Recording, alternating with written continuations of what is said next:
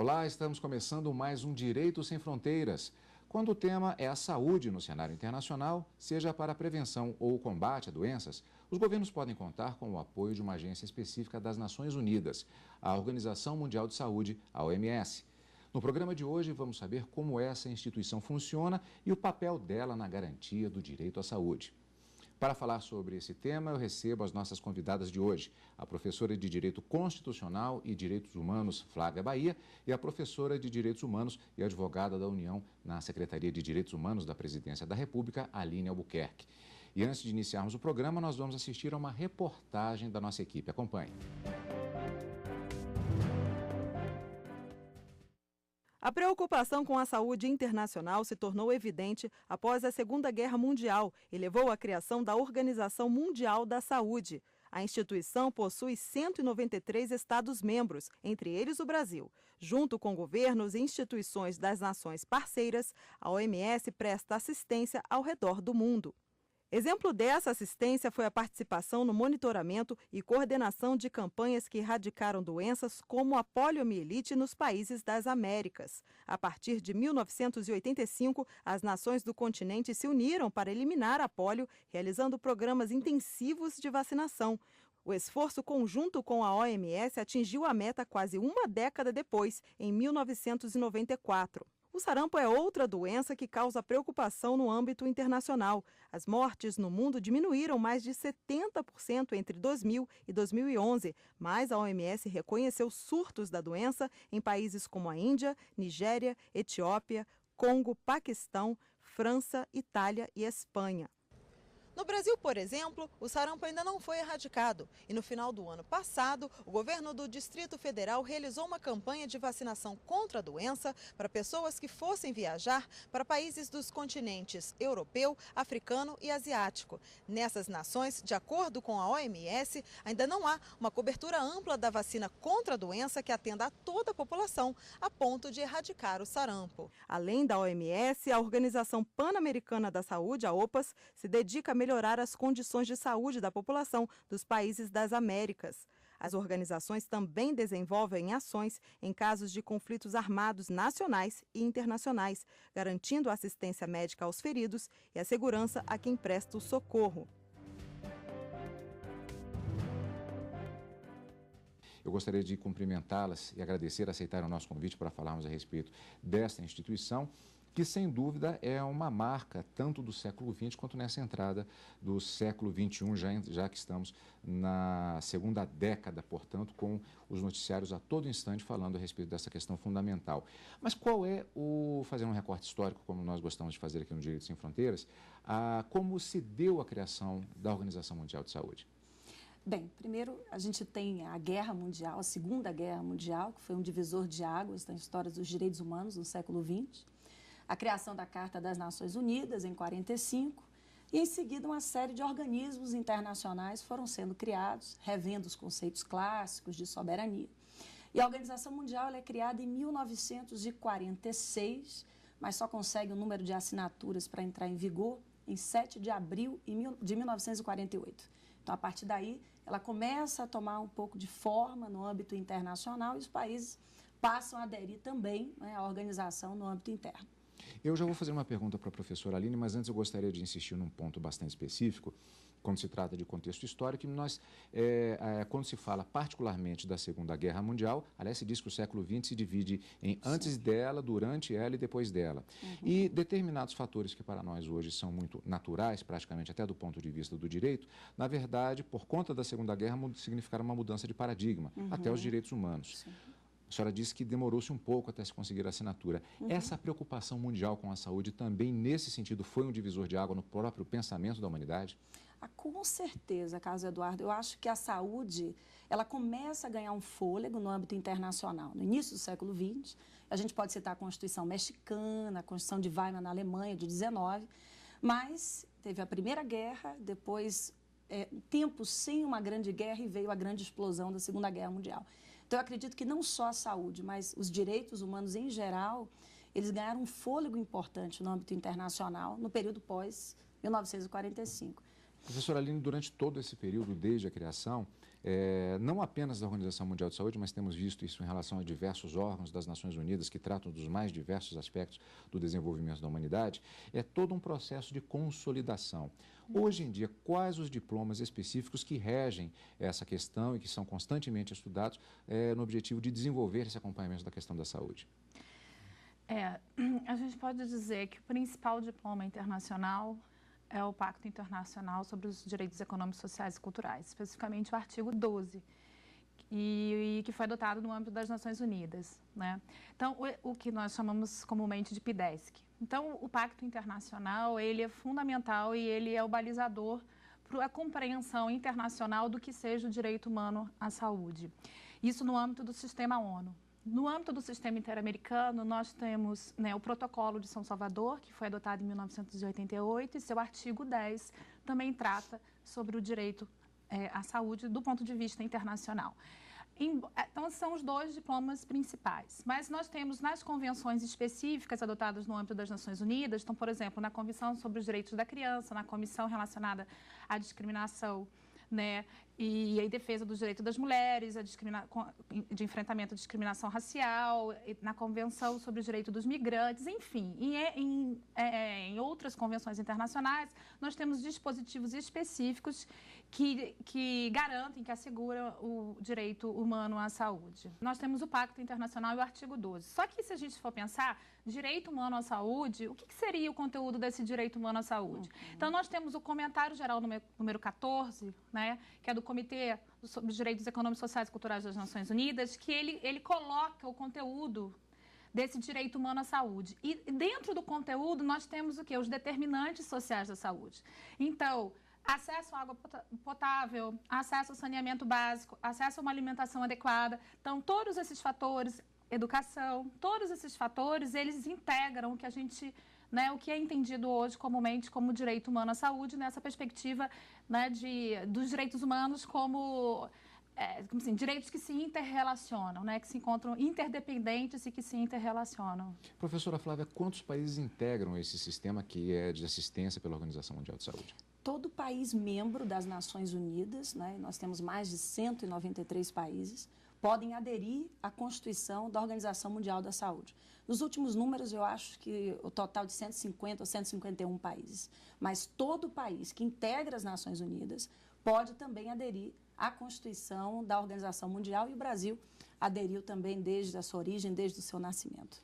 Professora Aline, isso cria obrigações para o país que é signatário, que faz parte do sistema? Como funciona isso? Então, é importante assim, pontuar que a OMS ela é uma agência, né, especializada da ONU, e ela é uma agência eminentemente de cooperação, que ela promove a cooperação entre os Estados. Ela não tem uma função como um órgão do Sistema de Proteção de Direitos Humanos, que é uma função de monitoramento especificamente. Ela tem mais uma função de promoção da saúde né, na esfera internacional. Então, só que ela... Obviamente que ela produz alguns tipos de documentos, e esses documentos, como, por exemplo, convenções e regulamentos, e os Estados, na medida em que eles aderem a esses documentos específicos, eles se obrigam em relação a esses documentos. Então, não é porque um Estado faz parte da OMS que ele obrigatoriamente tem que aderir a uma determinada convenção, a um determinado regulamento. Então, só como exemplo, a gente tem a Convenção Quadro para o Controle do Tabaco, e na medida em que o Estado adere à Convenção Quadro, sim, ela tem que se obrigar àquelas disposições que se encontram na Convenção Quadro, por exemplo. Professora Flávia, nós já vimos até aqui no programa mesmo algumas situações em que há organismos internacionais que, a princípio, para o grande público, parece que é uma unanimidade. Não, todo mundo tem interesse que determinadas medidas sejam desenvolvidas. Não é bem assim. Muitas vezes, até por questões culturais, a resistência de alguns países a integrarem determinados sistemas. Até pela questão da soberania também. Isso acontece em relação ao OMS? Com certeza. Primeiro, a definição de saúde pela OMS é um pouco criticada. A OMS define a saúde como um estado de bem-estar social, emocional, físico, e alguns especialistas dizem que é uma definição talvez um pouco complexa demais para um mundo com toda a sua diversidade. Também já li muitas críticas se referindo à atuação da OMS sobre a questão da regionalização. A OMS ela tem 6 escritórios regionais oficiais, né? África, Europa, ela tem no Pacífico, nas Américas, no continente asiático, e além disso ela tem escritórios regionais, como é o caso aqui da associação da OMS com a Organização Pan-Americana de Saúde. E alguns autores têm dito que a OMS tem se preocupado mais com questões regionais, a miséria, a fome, a doença local, e se preocupado menos com a questão mundial e internacional. Eu me lembro de uma situação que talvez seja, eu perguntaria se é um exemplo justamente de uma questão delicada, que é objeto até de campanha recente, a chamada infibulação, ou seja, a chamada circuncisão feminina, que mexe com questões culturais profundas e é uma situação humana bastante profunda também. É um exemplo acabado de uma situação como essa, da própria definição de saúde? Eu passo a pergunta às duas. Sem dúvidas. Na verdade, sobre os direitos humanos existe uma controvérsia muito antiga. O universalismo e o relativismo cultural. É o grande paradigma. Então, a OMS, como todos os órgãos associados às Nações Unidas e o sistema internacional, defendem o universalismo, ou seja, os direitos eles se originam da natureza humana e, independentemente de onde você esteja, os direitos devem ser defendidos. Mas você tem todo o outro lado do relativismo cultural, dizendo não é bem assim. Os direitos devem ser defendidos na medida em que a minha cultura, que a minha religião, que os costumes, né, desse determinado Estado assim estabeleçam.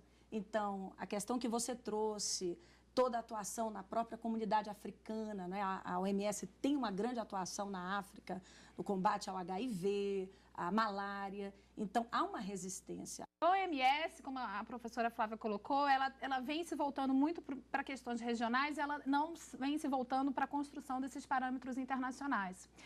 E também, de certa forma, ela se coloca um pouco afastada dessa discussão de construção de determinações internacionais no que toca a regionalismos. Bom, tem mais perguntas. O Direito Sem Fronteiras, portanto, nosso tema de hoje, bastante interessante. Nós voltamos logo depois do intervalo. Não saia daí.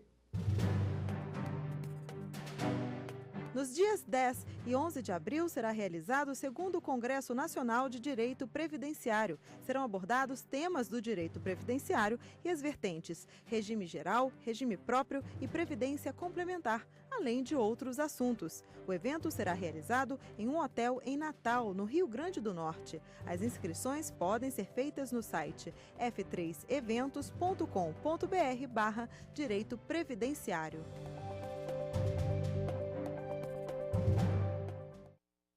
Estamos de volta com Direito Sem Fronteiras. No programa desta semana estamos conversando sobre a Organização Mundial da Saúde.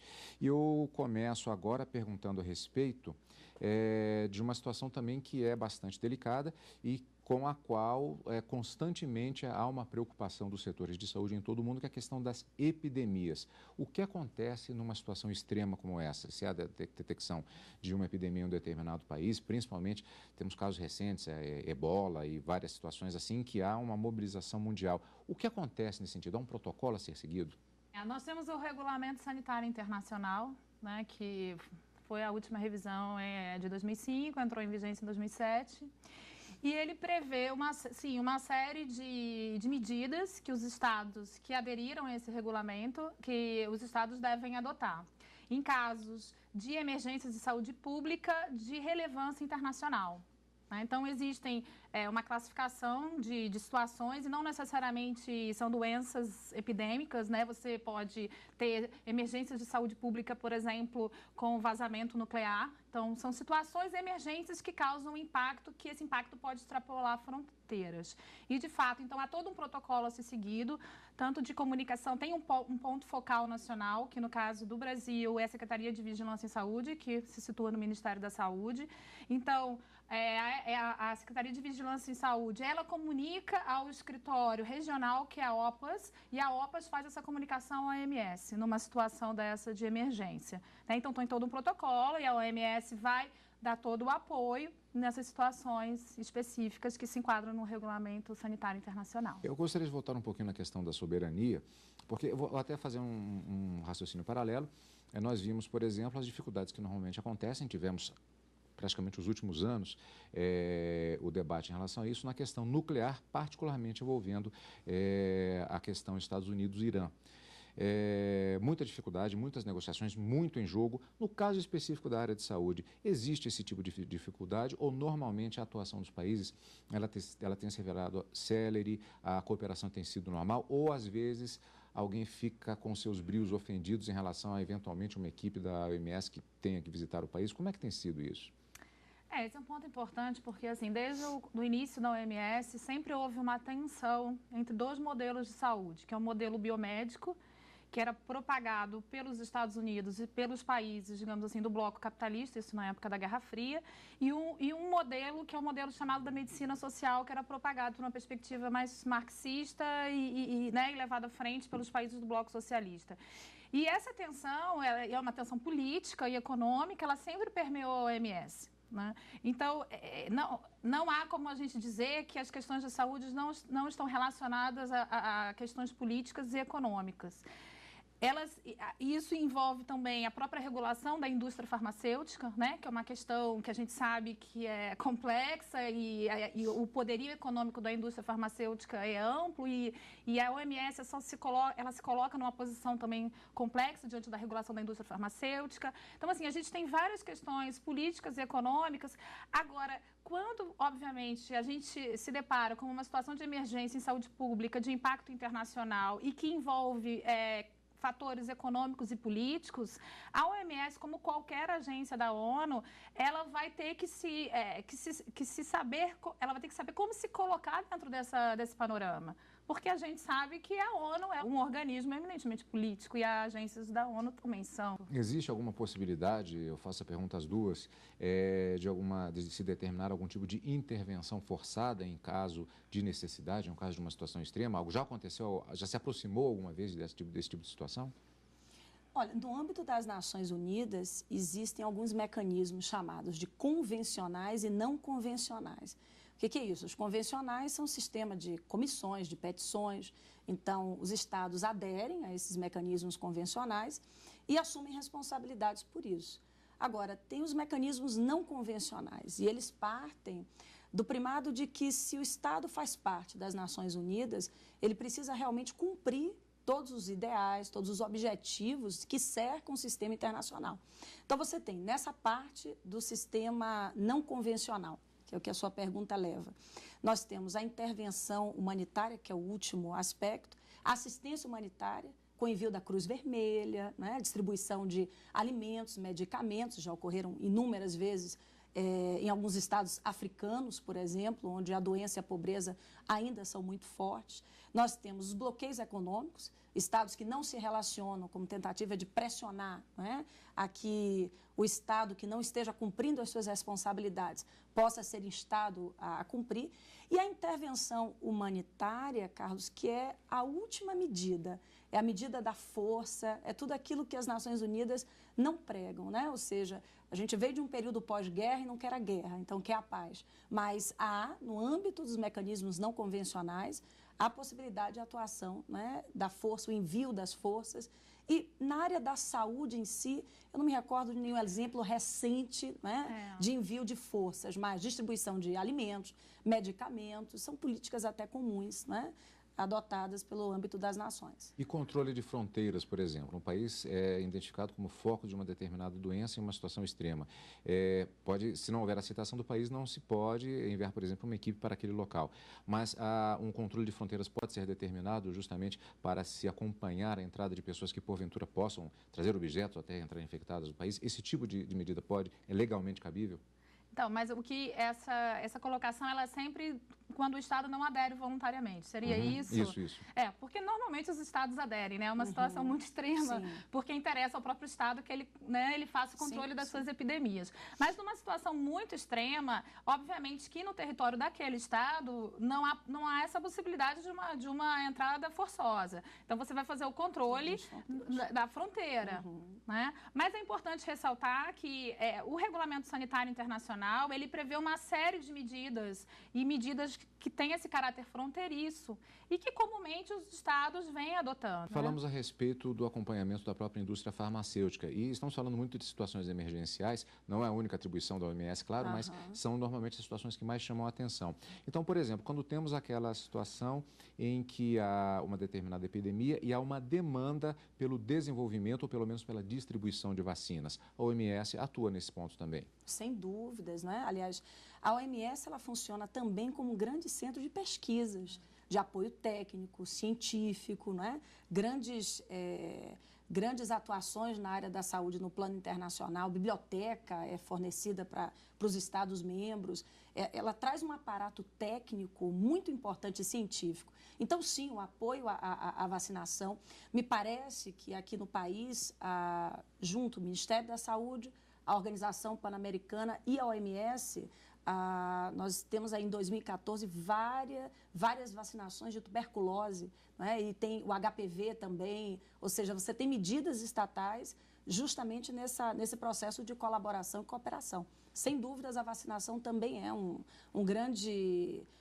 eixo aí de atuação da organização. Vamos voltar para situações críticas. A OMS até...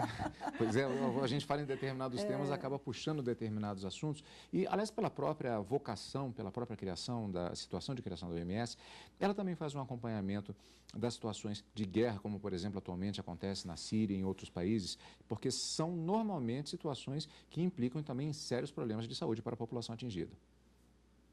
Ela tem uma atuação em situações de crise, né? Em crise decorrentes de conflitos armados e crises decorrentes de fenômenos naturais, como o próprio tsunami, que a OMS atuou, né, de uma forma bem contundente. Ela tem essa atuação, mas não, digamos assim, a Cruz Vermelha é a que atua de forma prioritária em situações de conflito armado em função das convenções de Genebra, que é o direito humanitário. Então, assim, não é, digamos assim, a principal linha de atuação da OMS, mas obviamente, né, o que ela puder atuar para promover a saúde naquela situação. Mas, digamos assim, quando nós temos uma situação de conflito armado caracterizado, você tem a Cruz Vermelha atuando, né, de forma mais proeminente nessas situações. Uma última pergunta para encerrarmos. O contexto de criação da OMS no século passado, o mundo, de alguns aspectos, ele, na verdade, não está tão diferente assim, particularmente no que se refere a conflitos, a não ser do ponto de vista que a forma de se matar, ela se desenvolveu bastante. Mas há também questões relacionadas ao próprio desenvolvimento das técnicas de saúde e tecnologia. A OMS, ela tem um processo de acompanhamento de todas essas questões para encarar esses desafios que têm surgido ao longo do século XXI. Eu faço a pergunta começando com a professora Flávia. Sem dúvidas, e eu acho que o papel dos escritórios regionais é justamente esse, não é? É o de conseguir acompanhar dentro do possível, na medida do possível, as preocupações de desenvolvimento ou não na área da saúde no âmbito interno. A Organização Pan-Americana de Saúde, juntamente com a Organização Mundial, que ela funciona como escritório da OMS no Brasil, tem atuado em grandes termos de cooperação. A linha de atuação do Brasil e organismo internacional aqui é chamado de termo de cooperação, termo de colaboração. E são mais de 80 termos de cooperação nesses últimos 12 anos. A vontade política ainda é a grande barreira para que tudo isso que a gente falou aqui hoje se torne uma realidade. A barreira interna e a barreira internacional também, né? Sem dúvidas. Professora Aline? Eu queria fechar que, do ponto de vista da saúde, um grande desafio hoje para a saúde são as doenças crônicas, né? Nós temos as doenças crônicas e há um certo mito de que as doenças crônicas elas são privilégios dos países mais ricos ou dos países desenvolvidos, né? E não é verdade, né? Ela assola de forma global os países, também países periféricos, países pobres. Então, hoje a OMS ela vem se focando e ela tem um programa global específico relacionado à dieta, a serviços físicos, para a promoção, né, da saúde. Bom, muitas perguntas surgem sempre, é muito comum, os temas eles acabam se encerrando antes do que eu gostaria, porque eu gostaria de fazer mais perguntas, mas infelizmente o nosso tempo está esgotado. Eu gostaria de agradecer muito a participação de ambas. O nosso Direitos Sem Fronteiras de hoje está acabando. Eu conversei com a professora de Direito Constitucional e Direitos Humanos, Flávia Bahia é professora de Direitos Humanos e advogada da União na Secretaria de Direitos Humanos da Presidência da República, Aline Albuquerque. Agradeço muito mais uma vez a participação de ambas aqui nos nossos estúdios. E você pode ajudar a fazer o nosso programa. Mande a sua sugestão para a nossa equipe. O e-mail é direitosemfronteiras@stf.jus.br. E para rever esta e outras entrevistas, acesse o nosso site www.tvjustiça.jus.br. A gente se encontra na semana que vem. Tchau!